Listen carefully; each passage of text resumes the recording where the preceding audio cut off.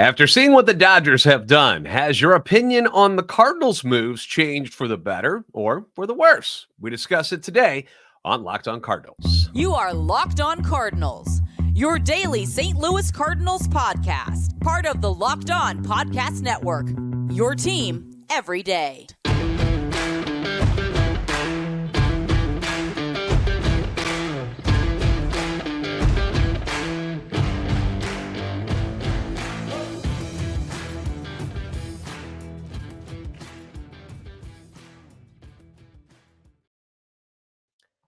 Hey there, Cardinals fans. It's JD Haffern, and I'm a national radio sports anchor, born and raised in the Lou and a lifetime Cardinals fan, and I'm your host for Locked On Cardinals, part of the Locked On Podcast Network, your team every day.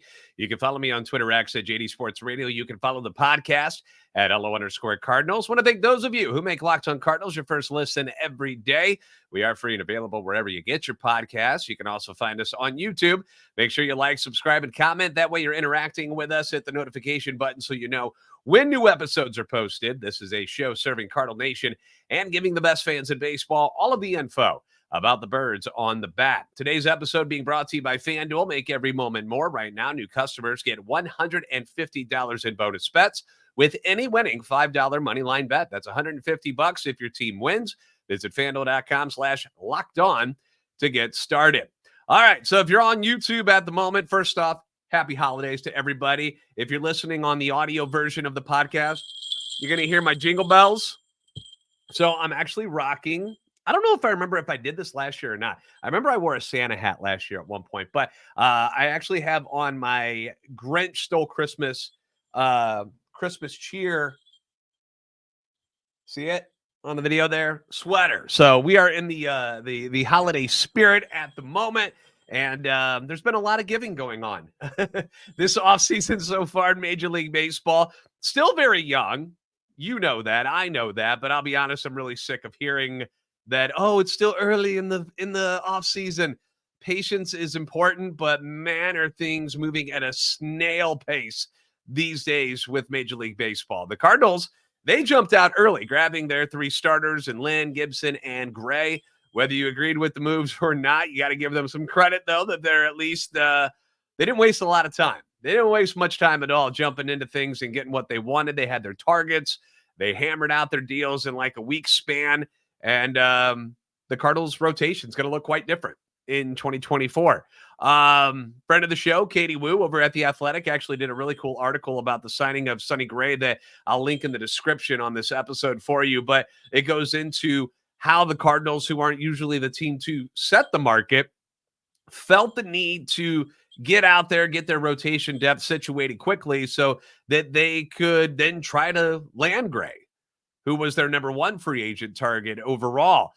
She does point out in the article that, something that we all noticed as soon as the details were released about Gray's deal was the way it's divvied up over the years of the contract. Year one, he's only going to make $10 million. That makes him the lowest paid starter in the current rotation, by the way. Michaelis at 18.5, Gibson at 13, Matt's at 11, Lynn at 11, and then you've got Gray. Clearly, this was done so that Mo had more flexibility with the payroll this season to try and turn last year's floating turd of a season around.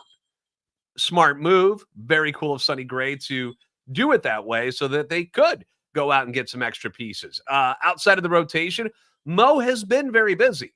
They've brought in Ryan Fernandez from the Rule 5 draft from Boston. They traded Tyler O'Neill to the Red Sox for two more pitchers in Nick Anderson and Victor Santos. But most fans, myself included, are asking, what's next? Is there going to be anything else? Is Mo done? The market overall was stalled. It was stalled. We think things are going to start moving a little bit quicker now, but it was stalled for a couple of reasons. Number one, the Shohei Ohtani decision. We knew that was huge. In the end, he signs in the one place that made the most sense and landed a record-setting deal with the Dodgers. The next domino to fall was Yoshinobu Yamamoto, who last night reportedly agreed on a 12-year deal worth $325 million. We're going to get into that a little bit more later on because people are once again are throwing around the MLB needs a cap phrase. And I'm not saying I don't agree with you, but it's not something that I think is going to happen anytime soon, if at all. But it gets brought up every year when we see one of these teams go crazy and just start throwing money around. We've said it about the Mets last year. We've said it about the Padres. We're like, what the hell, man?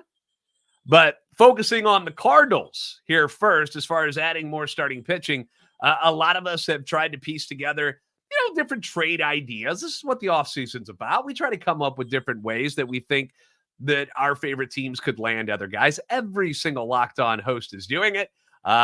Here at the Cardinals, we were trying to figure out ways for them to get guys like the White Sox Dylan Cease or the Guardian Shane Bieber, or get one of those young arms out of Seattle and Miami. Katie Wu says that Mozeliak hasn't ruled out adding another starter, but that the chances are low. Now, one of these possible additions was Tyler Glasnow, who has been traded to the Dodgers. Yep, they got him too, along with Yamamoto and Shohei Ohtani. But in that particular trade, Glasnow comes over along with Manuel Margot for the pitching prospects Ryan Pepiot and outfielder Johnny DeLuca, who are heading back to Tampa Bay. Now, according to reports, the trade was actually contingent on Glasnow signing an extension, which begins right away. Glasnow was owed $25 million in 2024, so it's 4 years, $111.5 million in new money coming his way. He'll make $30 million in 2025, 26, and 27. He's got a player option for 28 at $21.5 million, and if he declines it, there's a club option for $30 million that they can use. And he's got to donate, this was another stipulation, 1% of the salary per year to club charity. It's the giving season. Yay, charity.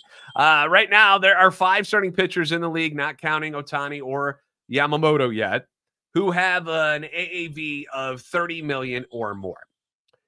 Max Scherzer and Justin Verlander are at $43 million. Jacob deGrom is at $37. Garrett Cole is at $36. And Steven Strasburg is at $35. By the way, just pointing it out there, 3 of those pitchers are hurt right now. Just putting that out there. Scherzer, let's go look at some resumes here for the guys who are making this money. Scherzer, 3 Cy Young Awards, 8-time All-Star, 2-time World Series champion.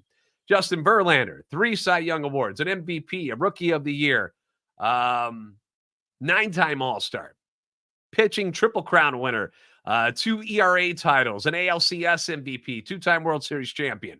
Jacob deGrom, 2-time Cy Young Award winner, Rookie of the Year winner, has won an ERA title, is a 4-time All-Star.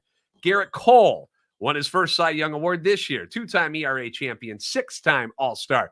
Steven Strasburg signed his deal in 2020, former number 1 overall pick, was coming off a World Series championship where he was the World Series MVP, 3-time All-Star, career record before signing his deal, 112-58, ERA 3.17, ERA plus was 130. Before the injuries and the nerve damage essentially ruined the remainder of his career. He hasn't retired yet, but we don't know if we'll ever see Steven Strasburg on a mound again. But he was really good, right? Before the deal was signed, nobody was like, oh my gosh, they're giving money to Steven Strasburg. No, everybody thought it was a great idea. And now it gets to Tyler Glasnow, who has never been an All-Star, has never won a major award at the major league level. Has a career record of 30-27, ERA 3.89, and an ERA plus of 107. He's 30 years old, has made 88 starts in his career. Last year set a career high in starts in a season with 21 and in wins with 10. And the Dodgers are now paying him as one of the top pitchers in all of Major League Baseball. Now, when we started this offseason and I listed Tyler Glasnow as somebody that I thought the Cardinals should take a chance on. I thought it wasn't a bad idea. Extending him with an AAV of $30 million was not what I had in mind. I was thinking more of a, hey, prove that you can do it year here in 2023. You give him the $25 million, you get a little bit of a break from that, whatever the Rays were going to give you some money in return. And if things go well, then boom, you talk an extension and you're feeling good about it. The Dodgers said, we don't care. We're going to bypass all of that. That whole idea out the window. We're just going to lock him up right now. And I actually asked people online whether they would have wanted the Cardinals to do something similar. because people are like, how did we miss out on Glasnow now? That's the problem. Like the Cardinals keep missing out on guys and people are upset about it. And I understand. I do get it because it's frustrating when you can't get the guys that you feel like would make a very good and meaningful impact to your team. But I asked, would you have been okay if the Cardinals had made the trade that the Dodgers did, one of their top pitching prospects, whether it's a Team Kent's, Gordon Graceffo, Cooper Jerpy, something, one of them, and then an outfield prospect, plus that sort of an extension. Would you have done that if you were the Cardinals? Were you okay if the Cardinals did something like that? And the overwhelming answer was hell no. Hell no. And I agree with that.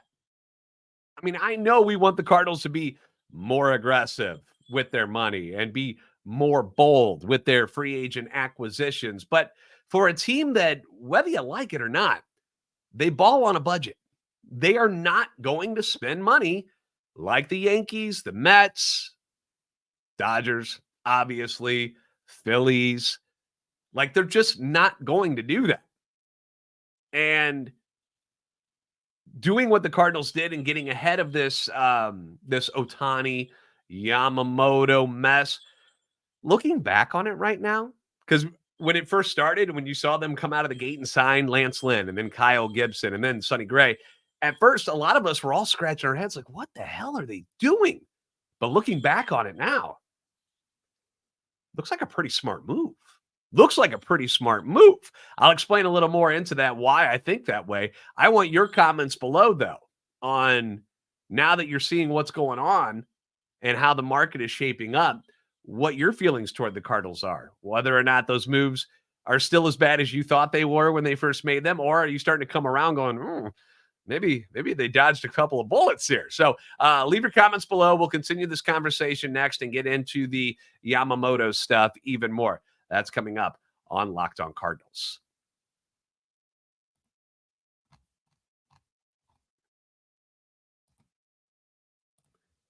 Score early this NFL season with FanDuel, America's #1 sportsbook. Right now, new customers get $150 in bonus bets with any winning $5 moneyline bet. That's $150 if your team wins. Now, if you've been thinking about joining FanDuel, great time to do it. The app, very easy to use. Even a moron like myself figured it out. A moron wearing this outfit figured it out.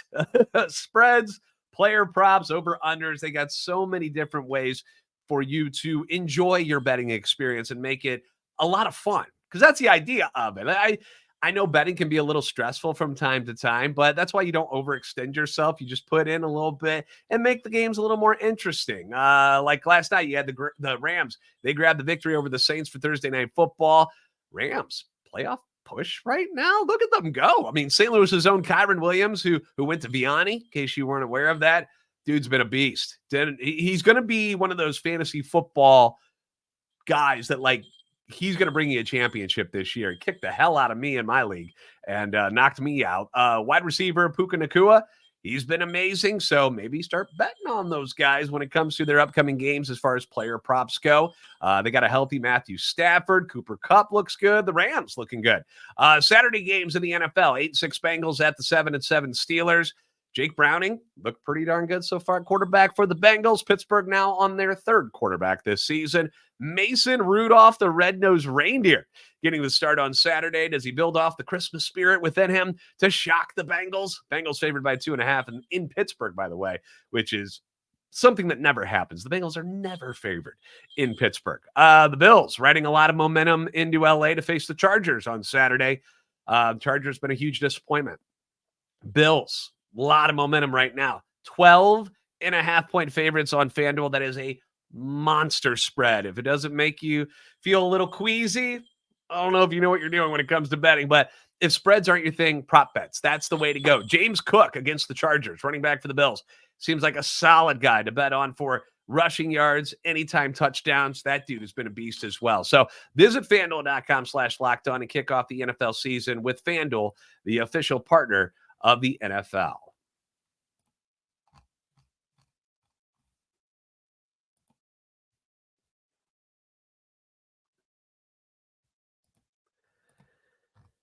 Locked On has launched the first ever national sports 24/7 streaming channel on YouTube. Locked On Sports Today is here for you 24/7, covering the top sports stories of the day with the local experts of Locked On, plus our national shows covering every league. Go to Locked On Sports Today on YouTube and subscribe to the first ever national sports 24/7 streaming channel.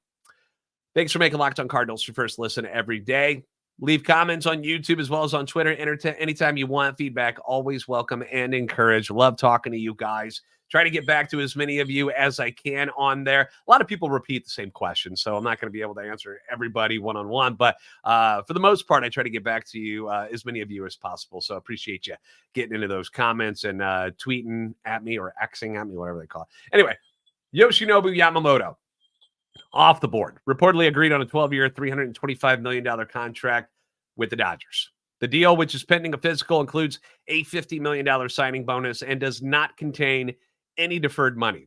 So not like the Ohtani deal, which has $68 million a year deferred. It comes with a near $51 million posting fee to the Oryx Buffaloes of Nippon Professional Baseball, which was his Japanese team, in case you aren't familiar with that, bringing the overall commitment north of $375 million.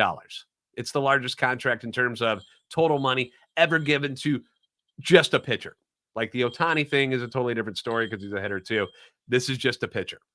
The contract also contains a pair of opt-out opportunities for Yamamoto. Specifics on that clause remain unknown, although SNY's Andy Martino reports that the Yamamoto camp sought the ability to retest free agency after the 5th and 8th seasons, which makes sense. Makes sense because contracts are going to go up and he's going to have a chance to probably opt out and make even more money if he's as good as everybody says when he gets over here to the States. The Dodgers, since December 9th, between Ohtani, Yamamoto, and Glasnow, have now spent more than $1.1 billion. Billion with a B. The idea that this should be allowed comes into question. Every year, one team ups the ante, takes the payroll to another level, and all of us get mad because we're the Cardinals and we're down here, whining about 200 million, where these guys are on another planet with their payroll money. Imagine how the other smaller markets feel when they get upset at the Cardinals spending 200 million. Imagine how they feel seeing the Dodgers do what they just did. $1.1 billion. So not every team in the league obviously can do this. Most of the league probably doesn't want to do this. Sure, they love to have these players, but they aren't going to commit that amount of money in those number of years to guys because it's wild.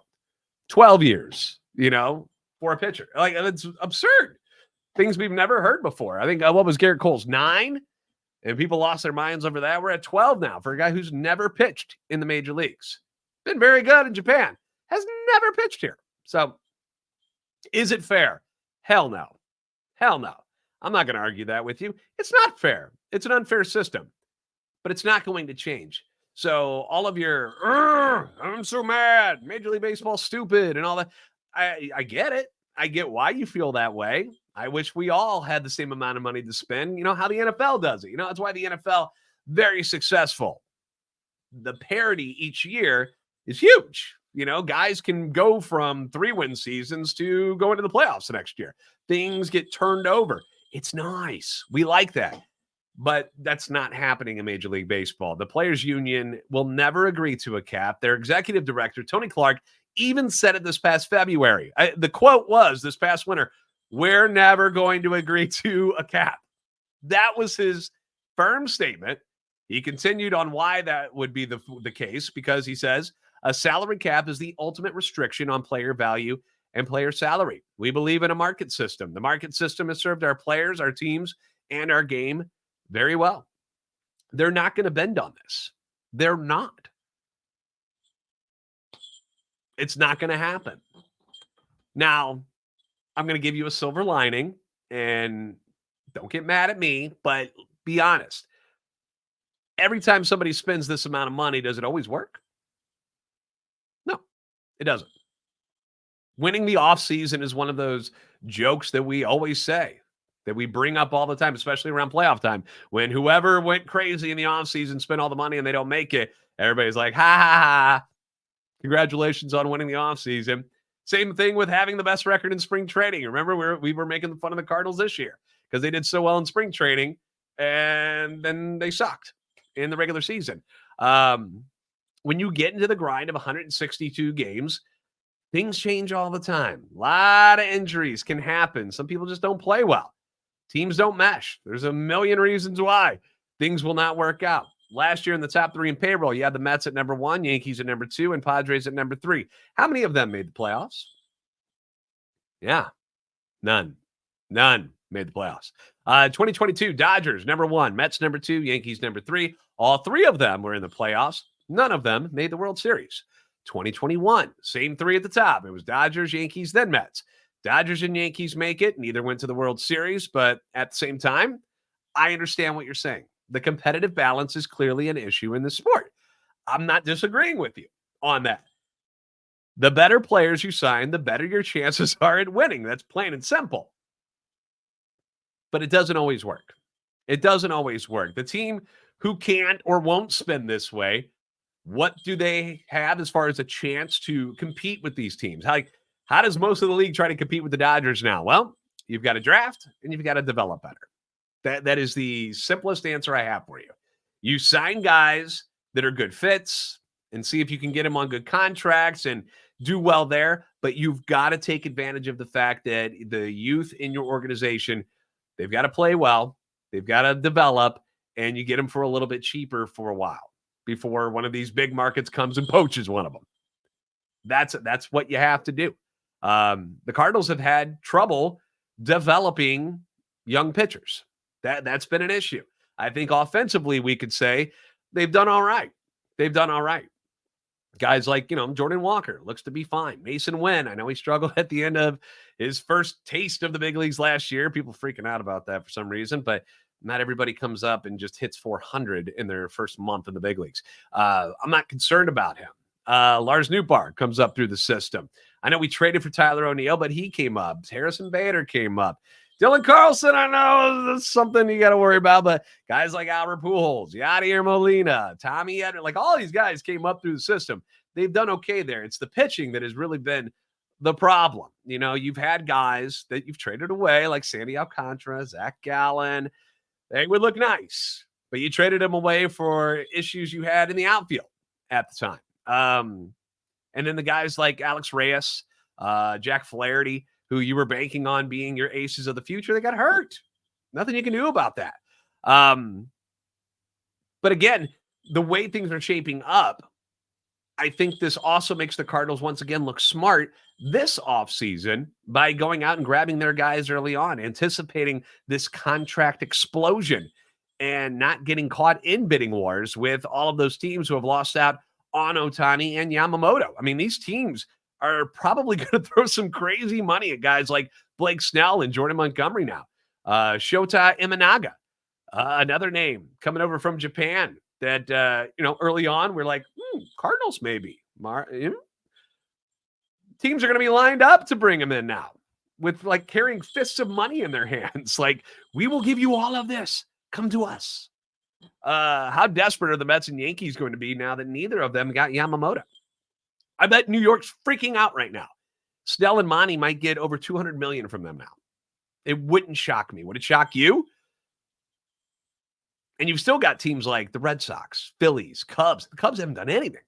Blue Jays, Giants, all looking for upgrades on things. Like, what are they going to be willing to give up to go land Dylan Cease or Shane Bieber in a trade now? The price for pitching just skyrocketed. And if the Cardinals hadn't done what they did earlier on in this offseason, they might be in a little bit of trouble. Imagine if they waited around right now. People felt that Gibson and Lynn were bad signings when it happened. I didn't like the Lynn signing whatsoever. I just wanted them to aim higher than that. But when teams get desperate, they do dumb things and might have paid or given more years to guys like Gibson and Lynn. Sonny Gray. Like, what if Sonny Gray didn't want to be here?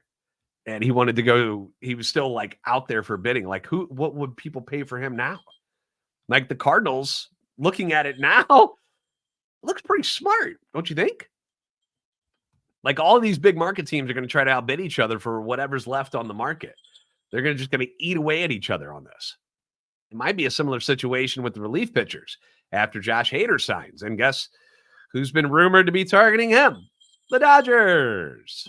At least we can all agree we're all going to hate the Dodgers, right? Like the whole league's going to be, it's going to be the league against the Dodgers this year with all of the stuff they're doing. And if they get Hader, hey, more power to them. Let's see what happens. Let's get out there. Let's get on the field and play against them, see what we got. But the Cardinals did miss out on one free agent relief pitcher that I was really hoping would come to town. Kind of a bummer, but Yuki Matsui apparently not going to be a Cardinal. We'll talk about it next on Locked On Cardinals.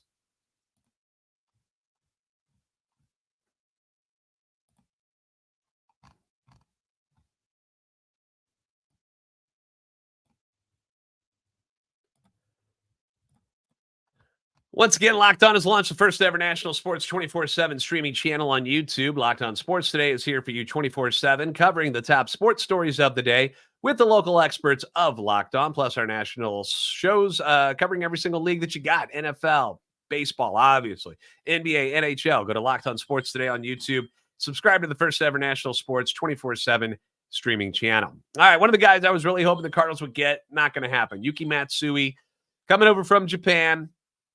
Even made a visit to St. Louis, reportedly, is headed to the Padres on a 4-year, $21 million deal. Now, before you get all angry again and start cursing Mo for not sealing the deal on Matsui, the thing we don't know are the other variables involved. We don't know whether or not Mo offered similar money to Matsui. We have no idea. We assume that he was cheaper, but we don't know. Matsui might have just preferred San Diego. I know the Padres are getting rid of people. You know, they're probably going to lose Blake Snell. They've already lost Waka, Lugo, Martinez. They're probably going to lose Hader. They traded away Soto. But San Diego is still a pretty nice town to live in if you've never ever been. Kind of gorgeous there. Anyway, plus he gets to be their closer. That's another thing where if he becomes to St. Louis, he's not really the closer, right? Maybe that's something he wants. He wants that title. Ryan Helsley is your closer in St. Louis. So you would have to kind of share that role with Helsley if he were to sign here. So that's just a couple of factors that might have played into why Matsui chose San Diego over St. Louis. And they don't all have to do with money. There are other things involved here. I mean, he was interested enough to make the visit, but didn't happen. Chose San Diego. So where do the Cardinals turn now? Well, since Hader isn't signed and a lot of free agents are still kind of waiting for the market to be set, you've still got some names like Hector Neris, Phil Maton, who were both with the Astros. They're available. Jordan Hicks is still out there, but he's a guy, again, who, as much sense as it does to make it bring him back to St. Louis, he might want to be the number one closer guy. I'd love to have Jordan back. You know, he makes perfect sense for the Cardinals, especially after all the years you spent grooming him and building him and nurturing him. And now when he fulfills all these expectations that you had for him, and he's in his prime at 27 years old, he's out. It sucks that he's likely going to do this for another team, but I would love to have him back. I think David Robertson still makes a lot of sense. A veteran guy with closing experience. Adam Ottavino, former Cardinal draft pick. Doesn't have the closing stuff, but he's been really, really good for a long time. Solid again last year with the Mets. Not saying he's perfect, but I'm just throwing out names. Woo Suk Go from the Korean League, a guy that's been linked to the Cardinals. His brother-in-law, Jung-Hoo Lee, signed with the Giants. Did not know that they were related that way until recently, but he comes with a posting fee. Cardinals probably trying to stay away from that. Bernie Miklasz from Scoops with DannyMac.com. You can hear him on KFNS 590. Has shown a lot of love for guys like Robert Stevenson and Keenan Middleton. They had great stats last year. Stevenson, former number one pick of the Reds. Impressive with the Rays last year. 42 games, ERA 2.35, 60 Ks in 38 and a third innings, ERA plus of 179. Keenan Middleton, 51 games with the Sox and Yankees, 3.38 ERA in 51 games, 64 Ks in 50 and two thirds, ERA plus of 133. Ton of names are still out there. So I'm not panicking yet. The Cardinals have been pretty honest about what they wanted to do this offseason. 3 starters. They got 3 starters. We want to trade Tyler O'Neill. They've traded Tyler O'Neill. They've built some bullpen depth with the names that they've gotten, but they've always said they want to get somebody near the back of the bullpen there to help out with Helsley and Gallegos. They want another arm or two. So that's what we're waiting on. And when this market starts to move a little bit, hopefully they'll be one of the guys up there grabbing a couple of guys to add to the bullpen at some point that will make a difference, because that's the next thing you got to turn around. You got to fix what happened out there because it was ugly. All right, we got to wrap it up. Thanks for making Locked On Cardinals your first listen every day. If you haven't already, please give us a follow on Twitter at @LO_Cardinals and at Cardinals, not Cardinals, and at JD Sports Radio. Like and subscribe on YouTube, help our channel, and love for the Cardinals grow. Happy holidays to all of you. You're the best fans in baseball for a reason, and I will see you next time on Locked On Cardinals.